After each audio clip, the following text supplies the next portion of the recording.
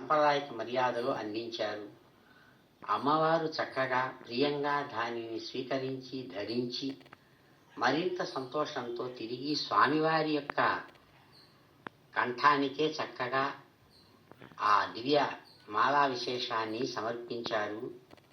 ఆ కళ్యాణ మాల సంప్రదాయ విశేషాన్ని అనుసరించి అలాగే స్వామివారు మరొక దివ్యదేవేదిగా ప్రకాశమానంగా ఉన్న శ్రీ భూమహాలక్ష్మి వారి కంఠసీమకు కూడా ఆ గజపుష్పమాలను కళ్యాణ గజపుష్పమాలను అందించారు.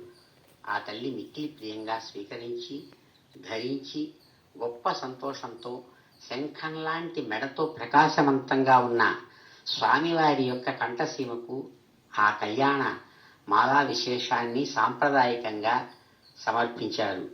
అమ్మలిరువురు కూడా ఆనందంగా స్వామివారి ఇరుపక్కల చేరుతున్న సందర్భంలో కరతాళ ధ్వనులతో సమస్తమైన భక్తులు కూడా కరతాళ ధ్వనులు చేస్తూ గోవింద నామస్మరణ పూర్వకంగా వారిని కీర్తిస్తుండగా అయ్యవారు చక్కగా శ్రేష్టమైన అన్నమాచార్య స్వామివారి ఆ కీర్తనా విశేషం పిడికిట తలంబ్రాలతో చక్కగా ఆ అక్షతారోపణం అనేటువంటి తరువాత సాంప్రదాయక మర్యాదను స్వీకరిస్తూ విశ్వాన్ని ఆశీర్వదించి అనుగ్రహిస్తున్నారు.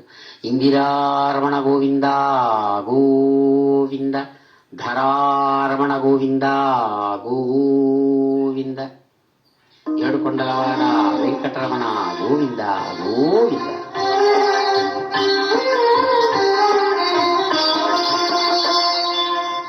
పిడికిట తలంబ్రాల పెండ్లి కూతురు, పిడికిట తలంబ్రాల పెండ్లి కూతురు, కొంత పెడమరలి నవ్వీనే పెండ్లి కూతురు. పిడికిట తలంబ్రాల పెండ్లి కూతురు, కొంత పెడమరలి నవ్వీనే పెండ్లి కూతురు.